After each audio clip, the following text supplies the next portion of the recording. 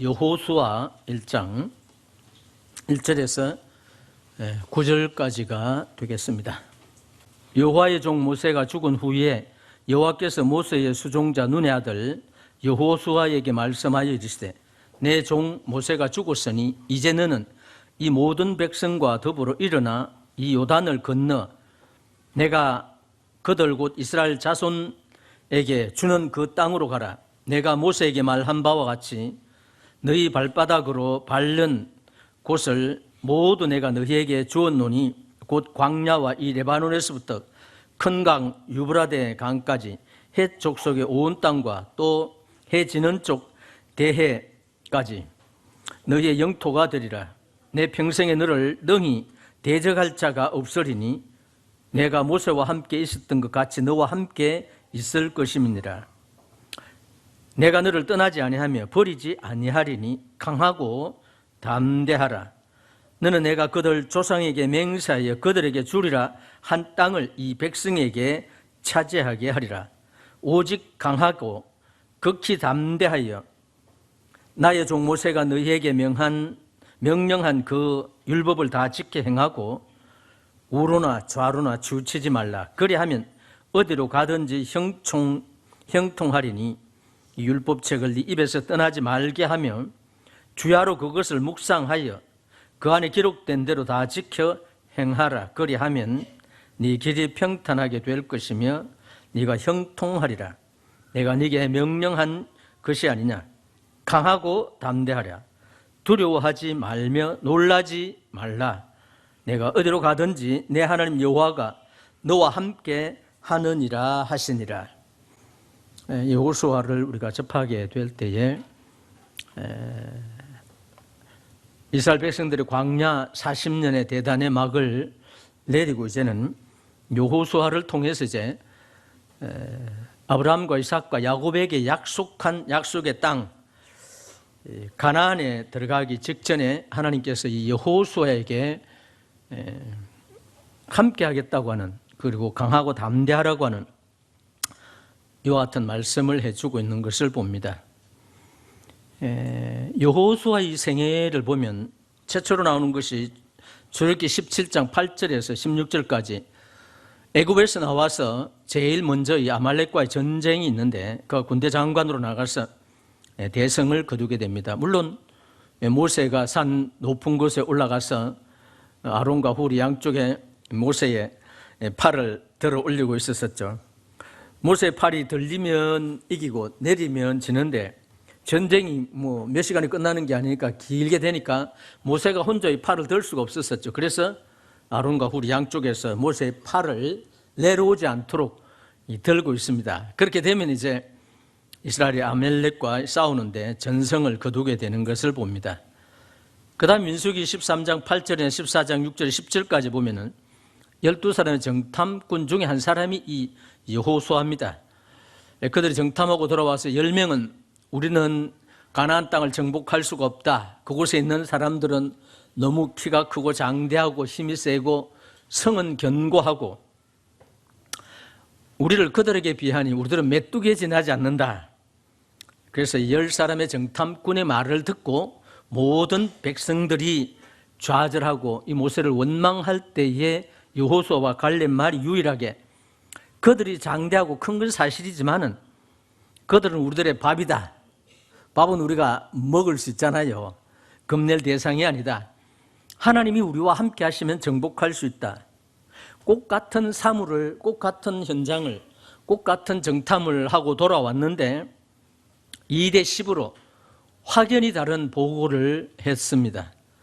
문제는 사람들은 다수를 좋아합니다. 10사람이 그렇게 말하니까 우리 망했구나. 우리 가나안에 들어가기도 전에 다 죽겠구나. 좌절하고 원망하는 그런 때에 여호수아와 갈렙만이 유일하게 충분히 우리들은 이걸 정복할 수가 있다. 그렇게 말했지만은 다수의 힘에, 다수의 논리에 밀려서 결국은 그들은 10사람의 보고를 받아들이고 원망하는 그 광경이 나옵니다. 이때에 이스라엘 백성들이 가나안에서 애굽에서 나와서 겨우 한 2년 정도 되었습니다. 가데스 바나까지는.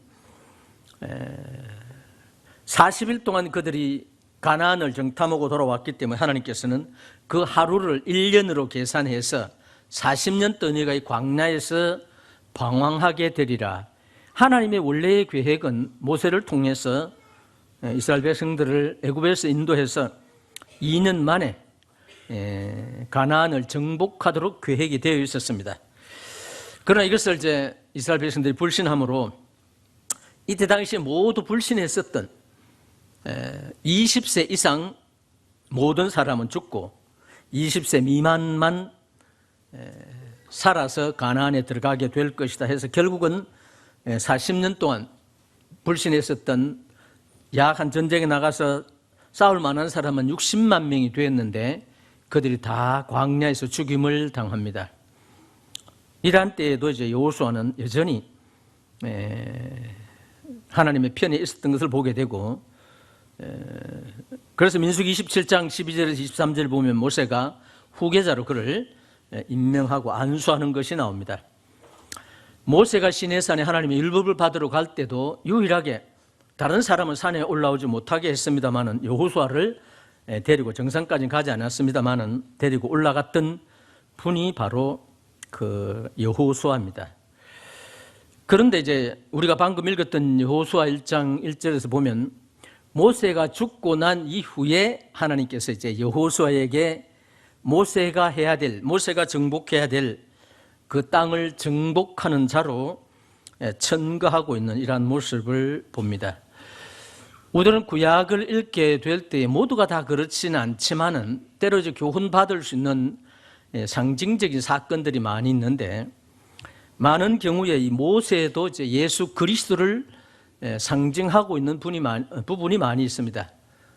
그런데 일반적으로 우리가 분별하기로는 모세는 주님이 십자가에 죽으시기 이전에 주님의 모습, 그 다음에 여호수아는 주님이 죽은 자 가운데서 부활하신 이후의 모습이 아니겠느냐. 그래서 결국은 신명기 마지막 부분에 모세가 이제 죽죠. 모세는 느보산에 올라가서 가나안 그 조상들에게 약속한 땅을 보기는 하되 너는 들어가지 못한다. 이때 당시에 가나안은 애국과도 비교할 수도 없고 광야 척박한 사막과는 결코 비교할 수 없는, 성경 기록하기를 젖과 꿀이 흐른다 그렇게 표현했죠. 그 땅을 보면서 모세는 그 땅에 좀 들어갔으면 좋겠습니다. 나로 하여금 발바닥으로 좀 밟기만 해 주십시오 하고 요청을 합니다. 구약의 이스라엘 백성들은 땅이라고 하는 개념은 오늘 우리들의 시대에 천국과 같은 그런 개념이 있습니다. 그만큼 그들에게는 굉장히 큰 비중을 차지합니다. 아브라함과 이삭과 야곱에게 약속한 그 땅, 이때 당시에 광야 생활을 통해서 그들이 경험했었던 또 보고를 통해서 보면 젖과 꿀이 흐르는, 그들이 한 에스겔 골짜기에서 포도를 한 송이 따가지고 막대기에 끼워서 두 사람이 메고 왔다, 뭐 얼마나 큰지는 잘 모르지만은 그렇게 표현을 할 정도로 정말 모든 오곡 잡곡들이 그 풍성한 정말 살기 좋은 그러한 곳이었습니다. 그래서 모세가 원했지만은 지난번에 제가 말씀을 교제했습니다만 모세가 최종 머리바 물가에서 하나님의 거룩함을 나타내지 아니하므로 너는 들어가지 못한다 해서 결국은 그 염원이 사라졌던 것을 보게 됩니다. 이제 이 하나님께서는 여호수아를 통해서 가나안을 이제 약속을 해주고 가서 이제 정복을 해라, 이러한 이제 말씀을 해줍니다. 모세가 죽자 이제 하나님께서는 여호수아를 통해서 이 일을 이제 감행하시기를 원했습니다. 이때까지만 해도 여호수아는 사실상 이스라엘 백성들에게 그렇게 존경을 받거나 지도자로 칭함을 받을 만한 그러한 그릇이 아니었습니다. 그럼에도 하나님이 그의 신분을 보장해 주고 있는 그 모습을 우리가 방금 읽었습니다. 그래서 이제 모세가 죽자 여호수아를 통해서 가나안에 정복하게 될 때에 그들이 이제 건너야 되는 강이 하나 있죠. 요단강입니다. 일반적으로 요단강을 죽음을 상징하는 죽음의 강이다 그렇게 표현도 합니다만은, 그렇다고 해서 그 강물 자체가 죽음을 낳게 한다는 것은 아니고 상징적인 그런 의미가 있다는 거죠. 이스라엘 백성들이 그 40년 전에 애굽에서 유월절을 통해서 이 바로의 압제에서 구속받아 가지고 나올 때 어디를 건넜느냐 하면은 홍해를 건너게 됩니다. 약 한 20년 전에 어떤 성도가 메시지를 전하면서 홍해가 어떻게 갈라졌느냐, 물론 그분이 말하는 거하고 제가 말씀을 쭉 상고해 보니까 조금 차이가 있습니다만은, 그들이 이스라엘 백성들이 믿음으로 건넜다는 거예요. 어떤 믿음으로 건넜느냐?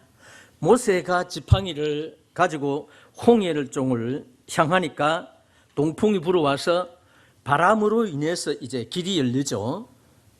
이 상당히 이제 홍해가 깊습니다. 근데 그 바다 속으로 길이 쫙 물결이 갈라지면서 큰 대로가 생겼습니다. 이스라엘 백성들은 이때 당시에 전쟁에 나갈 군인들만 한 60만 명, 그러면 수많은 짐승들 또한 수많은 잡종들도 따라오고 있었습니다. 약 한 200만 명이 되지 않겠느냐, 그렇게 성도들은, 성경학자들은 추론을 합니다. 그냥 추론입니다. 여하튼 이 대군이 지나가려면 길이 넓어야 되겠죠. 상당히 넓게 펴졌는데, 이게 어떤 분은 이렇게 표현하면 지팡이를 이제 바다를 향해서 들자 바닷물이 한꺼번에 확 갈라진 것이 아니고 이스라엘 백성들이 그 바다를 향해서 걸어갈 만큼 착착착착 갈라졌다는 그런 이야기들을 합디다.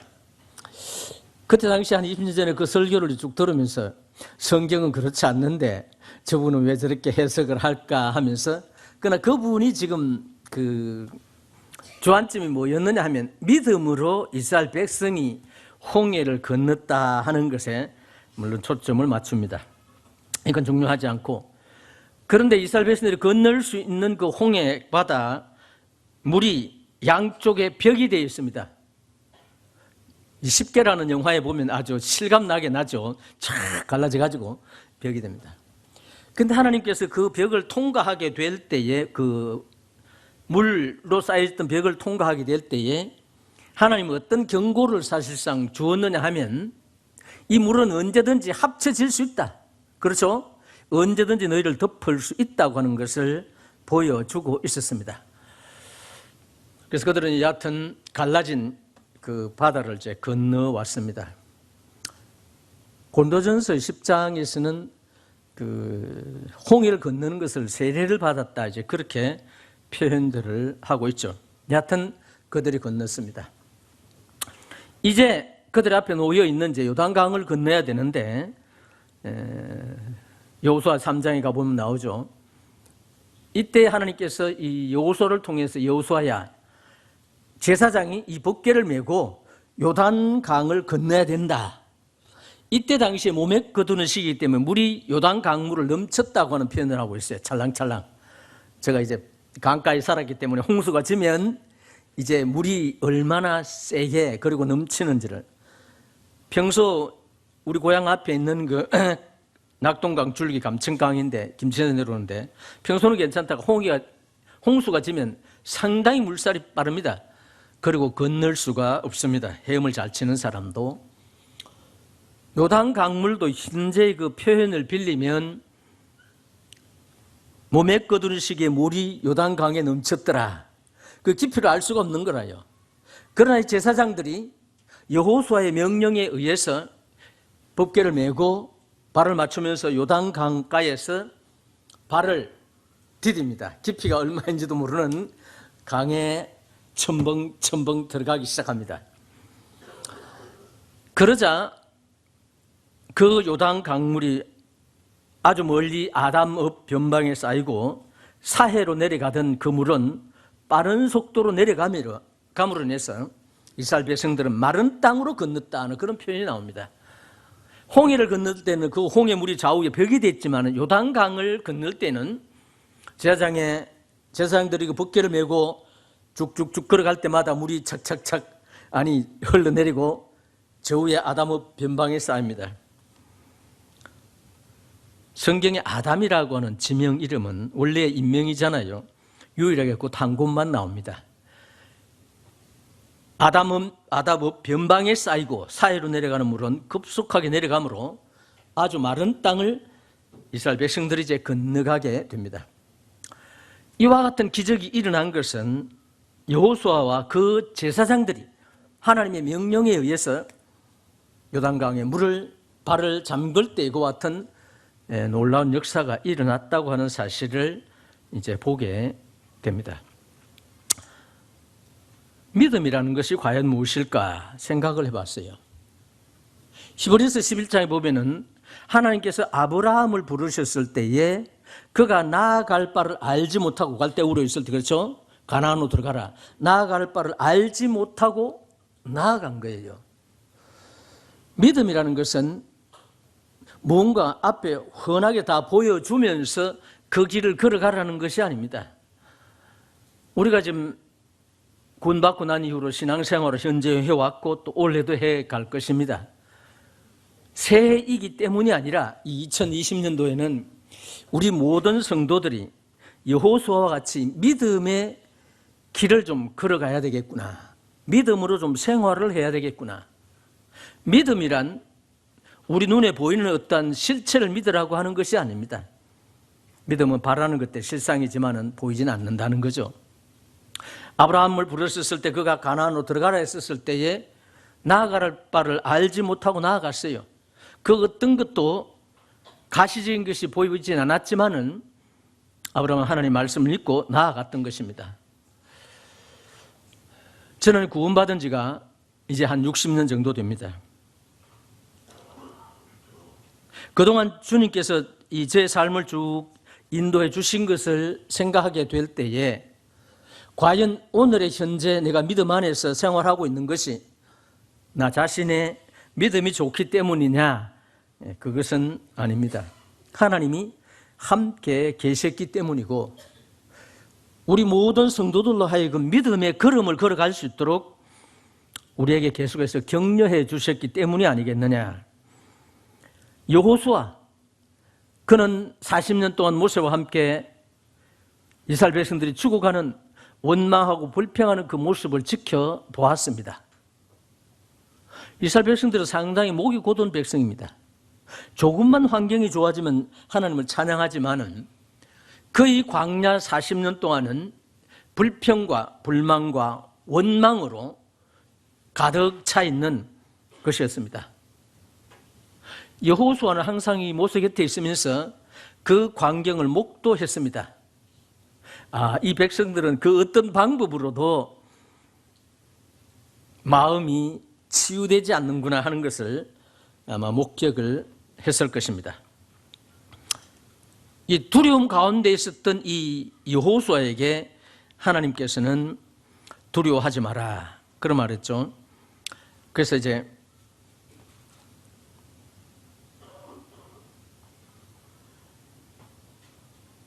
너는 평생에 너를 능히 당할 자가 없으며 내가 너와 함께하며 강하고 담대하라. 두려워하지 말고 놀라지 말라. 이 여호수아의 가장 취약점이 바로 이런 점이었었죠.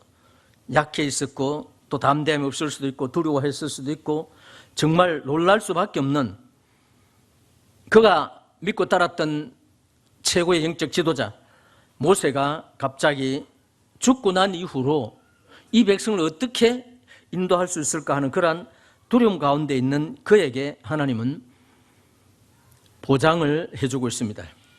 네가 얼마든지 이 승리할 수 있을 것이다 하는 그런 말씀을 해주고 있습니다. 1장 3절을 보시겠습니다. 내가 모세에게 말한 바와 같이 너희 발바닥으로 밟는 곳은 내가 모두 너희에게 주리니 하는 말씀이 있습니다. 하나님은 사실상 아브라함, 이삭, 야곱에게 이 가나안을 몽땅 다 주겠다 약속했습니다. 또 그 약속의 말씀이 광야 40년 동안을 통해서 모세를 통해서 또한 반복되어서 나오고 있습니다. 그런데 신기한 것은 너희가 발바닥으로 밟는 땅을 네게 주겠다. 밟는 땅만 주겠다는 겁니다. 안 밟으면 안 주겠다는 거죠. 다른 말로 말하면. 이미 그 가나안은 7족속이 진을 치고 있습니다.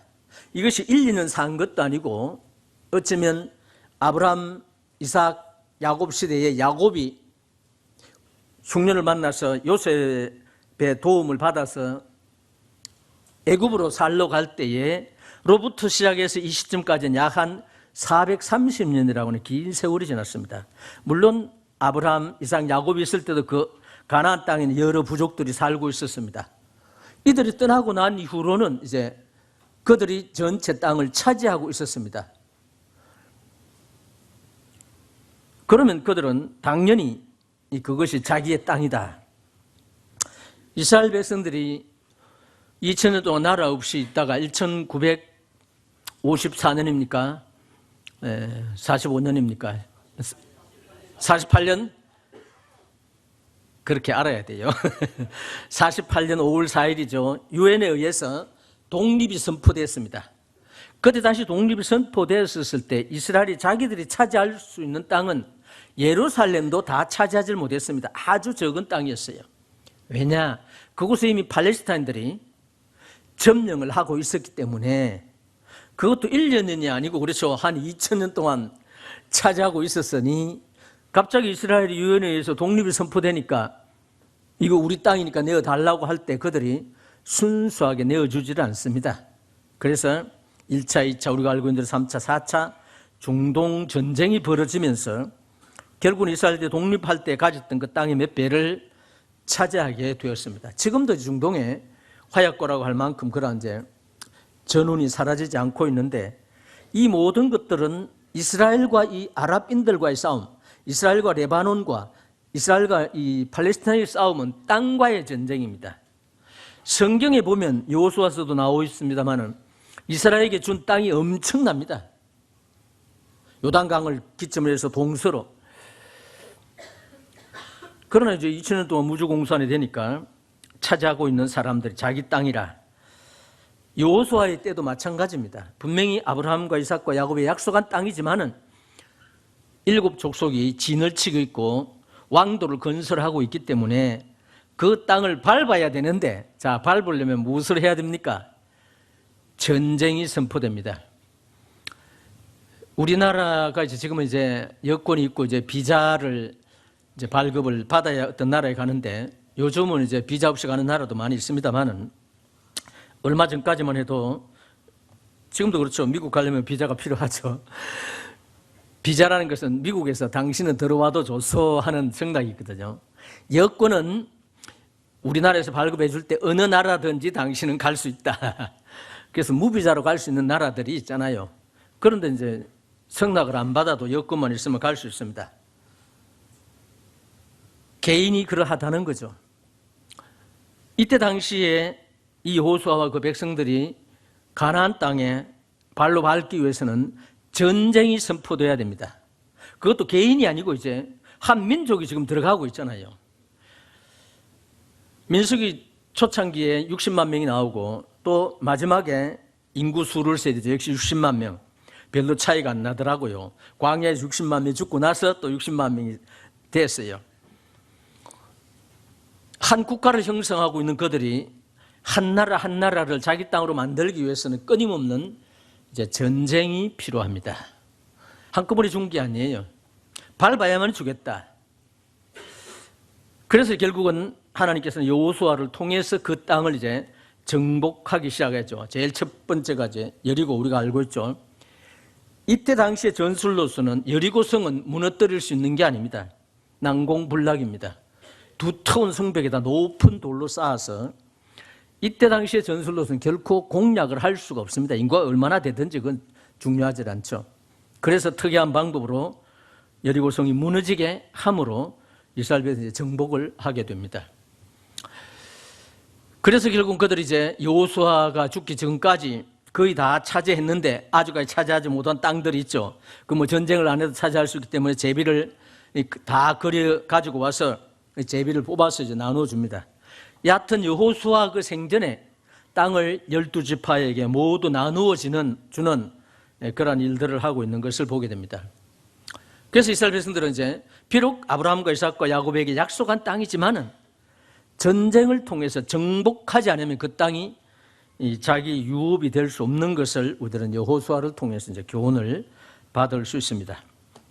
그러면 이 여호수아에 나와 있는 여호수아가 정복한 이 땅과 오늘 우리들이 가질 수 있는 교훈은 과연 어떤 관계가 있느냐 하는 것을 생각해 볼 필요가 있습니다. 우리들도 이제 구원받고 난 이후로 이 영적인 영역을, 땅을 넓혀 나가야 됩니다. 어떤 사람은 영적인 선한 싸움을 해서 땅을 넓힌 사람이 있고, 어떤 사람은 전혀 땅을 차지하지 못한 사람들도 있습니다.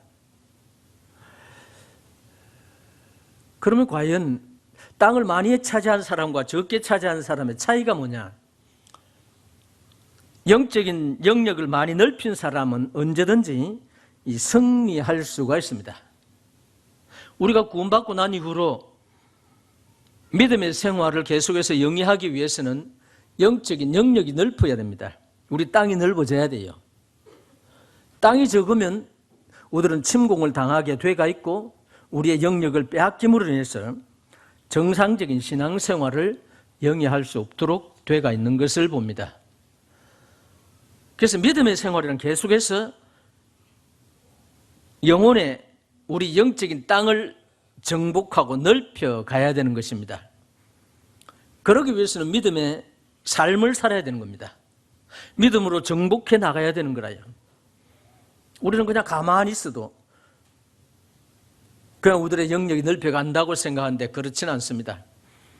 여호수아를 통해서 준 하나님의 말씀도 네가 하나님의 말씀을 계명을 순종하고 명령에 순종을 하게 되면 네가 형통하게 되고 네가 전쟁에서 승리할 수 있다. 이와 같은 약속을 해주고 있습니다. 물론 구약시대 때는 그 율법은 순종함으로 반대급부로 얻어지는 것이 있지만 불순종하게 되면 각각 개인도 그렇지만 국가적으로도 재난을 당하게 되는 것을 보게 됩니다. 우리들은 열왕기서를 쭉 읽어보게 될 때에 특이한 사실들을 많이 발견합니다. 저는 항상 이제 운동을 할 때 성경을 이제 다독을 하는 것입니다. 약 한 40일 정도 하면 신구약 전체를 다 이제 듣습니다.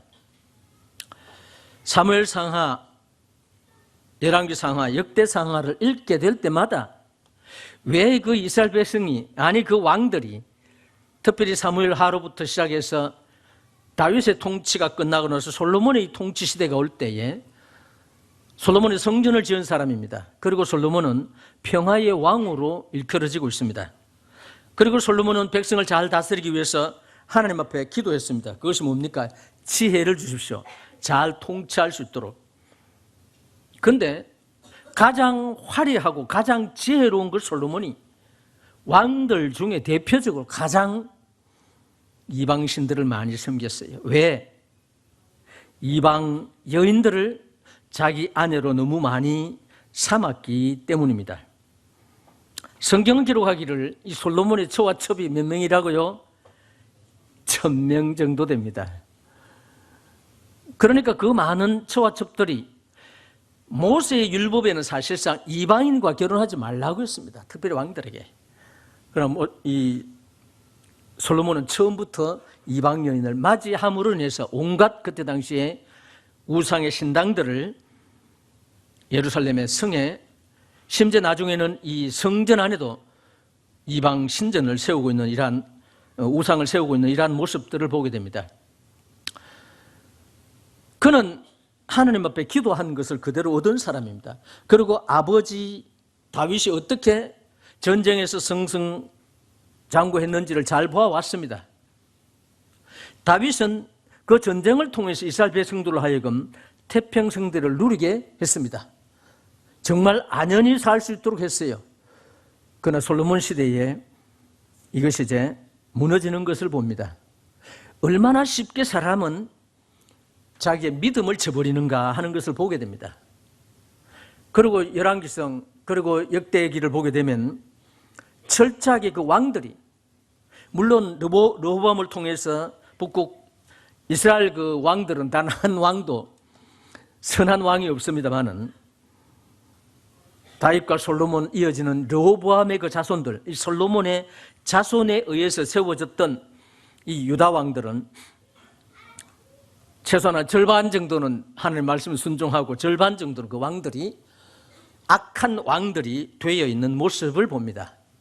그런데 그 모든 왕들이 자기 선한 아버지를 따라서 선하게 살아야 되는데 아버지는 선한데 아들이 악하게 되고 또 아버지는 악한데 특이하게 아들이 선한 왕이 되어가지고 선정을 베푸는 이런 모습을 봅니다. 충분히 그들은 자기의 조상들을 통해서 부모를 통해서 하나님의 놀라운 기적을 그들은 체험하고 있는 시대에 통치하고 있는 왕들이 그리고 이스라엘 백성들이 철저하게 범죄하고 무너지는 이런 모습을 보게 됩니다. 개인도 중요합니다만 국가도 중요하겠죠. 그래서 올해는 이 연제교회도 믿음으로 여호수아가 한 발 한 발 정복함으로 말미암아 땅을 넓혀가듯이 우리 교회도 믿음의 선택과 믿음의 진행이 좀 필요하지 않겠느냐. 개인적으로도 그렇고. 그래서 2020년 12월 31일이 되어서 1년을 회상해 볼 때 우리 모든 성도들이 올해는 자랑할 만한 것은 아니지만 그래도 내가 승리의 삶을 살았구나 하는 이러한 고백을 할 수 있으면 하는 그런 바람이 있습니다. 지난해 12월 31일이 되면서 제 마음속에 벌써 1년이 지나가는구나. 그리고 내가 주님을 위해서 또 교회에서 봉사할 수 있는 시간적인 여유가 얼마 남지 않았구나. 지난 한 해를 회상해 볼 때에 모든 성도의 마음 가운데 주님의 축복도 있었고 즐거움도 있었고 평안도 있었겠지만은 어쩌면 저와 함께 많은 분들이 마음에 고통이 있지 않았겠느냐 하는 생각을 가져봤습니다. 자, 이것은 이제 2019년에 흘러버리고 올해부터는 보통 1년에 52주가 되죠. 이 첫 주인데 52주 매주마다 우리가 승리의 개가를 부를 수 있는 성전가를 부를 수 있는 그러한 한 해가 되었으면 그래서 믿음의 영역을 계속해서 넓혀가는 그리고 한 걸음 한 걸음 하나님 말씀에 따라서 우리가 영적인 땅을 정복하는 그런 한 해가 되었으면 하는 바람이 있습니다. 다 아멘 합니까? 성경에는 믿음대로 되리라 하는 말씀이 많이 나와 있어요. 때로는 우리들이 이 삶 속에서 부정적인 이 언어를 사용하는 분들이 많이 있어요. 그렇죠? 자식을 보고도 너는 안 돼. 그 김준홍 목사가 자기 아들이 3학년 때 수학을 맞아왔는데 뭐 30점 맞아왔다나. 다른 건 공부를 잘한답니다. 그래서 어머니하고 이제 학심을 하고 있더라는 것이요. 최소한 50점을 맞아야 되는데 30점 맞아오니까 그래 어머니한테 혼이 났는지 아버지가 돌아와서 보니까 애가 풀이 주고 있더라는 겁니다. 그래서 아들을 격려하면서 야 괜찮아. 그래도 네가 잘하는 게 있지 않느냐. 그래서 조용히 불러가 네 무엇을 제일 하고 싶으냐. 아주 곤충에 대해서 이제 취미가 있습니다. 그래? 그래서 파브로가 지금 곤충기 있잖아요. 그것도 사주면서 하니까 아주 심취되더랍니다. 이때부터 얘가 이제 용기를 얻었다는 거예요. 그 아들이 미국의 하버드 대학을 나와가지고 지금 국제학교에 교장으로 있다고 합니다. 이분이 하는 말이 그때 만약에 면박을 주가지고 의지를 꺾게 만들었다면 어떻게 됐겠느냐 이거죠. 간단한 이야기 중인데 저도 참 좋은 부모는 못 됩니다. 우리 부모님들이 이제 교육열이 없으셨는지 뭐 가난하기도 했지만은 제대로 이제 된 교육을 받지 못했기 때문에 제 자녀들 교육을 시킬 때 제 성질대로 한 것이 많이 있습니다. 제 딸이 와 있는데 딸하고도 역시 다툽니다. 어제도 다투고 아침도 다투었는데 그래서 참 자녀들에 대해서 부정적인 이야기보다는 긍정적인 잘못한다고 하기보다는 칭찬을 해야 되는데 마음에는 그렇게 생각하면서 입으로는 그렇게 안 나오더라고요. 제가 그렇다는 겁니다. 그래서 참 이러한 부분들을 생각하면서 이 자녀들에게 부정적인 것보다는 긍정적인 것, 나는 할 수 있다는 것, 내게 능력 주시는 자에서 내가 모든 것을 할 수 있다는 믿음이라는 것은 내게 능력 주시는 자에서 내가 모든 것을 할 수 있다. 나는 얼마든지 승리할 수 있다. 그렇죠? 나는 올 한해는 믿음으로 승리의 개가를 부를 수 있다고 우리가 믿는다면 그렇게 된다는 겁니다. 부정적인 모든 생각을 뒤로 해버리고 빌립보서 3장에 있는 대로 뒤에 있는 것을 잊어버리고 앞에 있는 표대를 향해서 달려가는 한 해가 되었으면 하는 그런 바람이 있습니다. 여호수아는 하나님의 놀라운 이 격려의 말씀을 받아들여서 전쟁에 승승장구하는 것을 보게 됩니다. 여호수아 4장에 보면 여호수아가 가나안을 정복하기 전에 한 중무장한 군대 장관을 만나죠. 이 군대 장관을 만났을 때에 당신은 내 편이요 적군 편이 물으니까 군대 장관이 뭐라 그랬어요? 나는 여호와의 군대 장관이다. 이 여호수아가 바랬던 것은 당신은 내 편이 되길 바랐는데 우리 편입니까? 적군 편에 있었을 때 나는 여호와의 군대 장관이다. 여기 주는 교훈이 뭐냐 하면 내가 하나님 편에 있으면 저 군대 장관이 내 앞서 싸울 수 있구나 하는 것을 깨달은 것입니다. 그 이후로 군대 장관을 만난 이후로 실제로 그는 계속해서 승승장구해서 가나안 땅을 전부 정복하는 것으로 그의 생애를 마치고 있는 것을 봅니다. 여호수아가 죽기 직전에 나와 우리 가족들은 여호와를 선택할 것이다. 당신들은 누구를 선택할 것이냐? 오늘 정하라. 그런데 이스라엘 백성들이 뭐라 그랬어요? 모두가 일치해서 여호와를 선택하겠습니다. 고백했는데 여호수아 다음에 오는 것이 사사기서입니다. 과연 그 백성이 그렇게 했어요? 아니었습니다. 계속해서 그들은 하나님을 떠나고 하나님을 반역했던 삶을 사는 것을 봅니다. 구약시대는 그러하지만 신약시대 때의 특징이 하나 있다면 요한복음 16장 33절에 보면은 너희가 세상에서 환난을 당하나 담대하라. 내가 세상을 어떻게 했다고요? 이겼다. 그렇게 표현을 하고 있습니다. 주님의 승리가 바로 우리 자신의 승리라는 겁니다. 우리가 믿음으로 승리할 수 있는 것은 주께서 승리하셨기 때문에 우리가 주님 안에 있는 한 우리도 승리할 수 있다는 것입니다. 우리 스스로 승리할 수 있는 것이 아니에요. 여호수아가 스스로 승리한 것이 아닙니다. 하나님이 그와 함께 계셨기 때문입니다. 로마서 8장 35절에 39절에 보면은 우리의 승리는 이미 보장되어 있어요. 아무도 우리를 그리스도의 사랑에서 끊을 수 없다고 하는 표현을 해주고 있습니다. 고린도전서 15장에 있는 말씀을 함께 보시겠습니다. 전부 찾아주시기 바랍니다. 고린도전서 15장.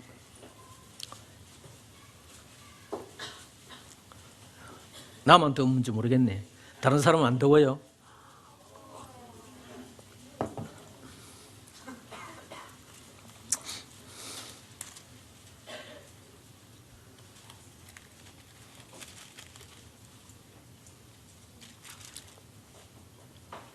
(55절부터) 읽겠습니다.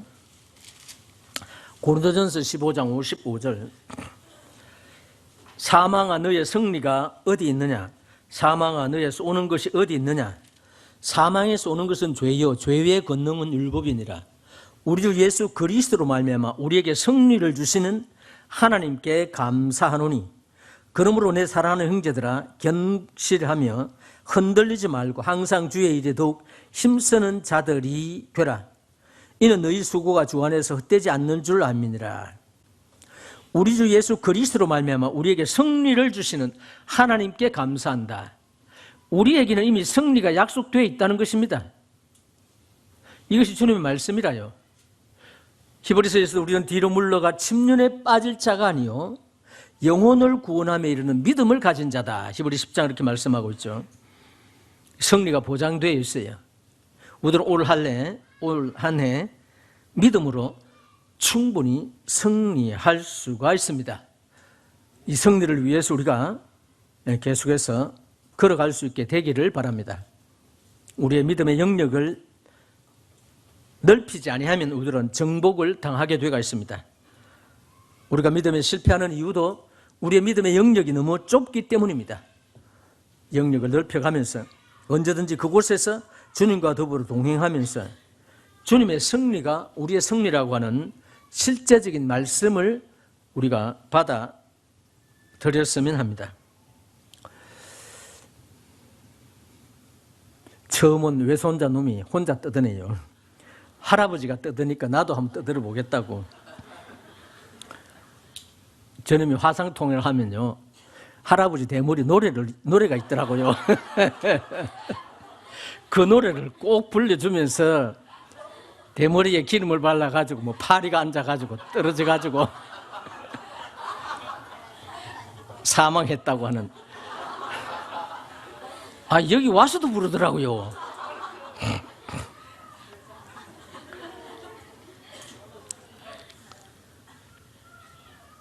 그래서 승리의 한 해가 되므로 승리의 개가를 부를 수 있는 이런 한 해가 되었으면 하는 그런 바람이 있습니다. 승리는 주님이 우리에게 약속해 주신 것입니다.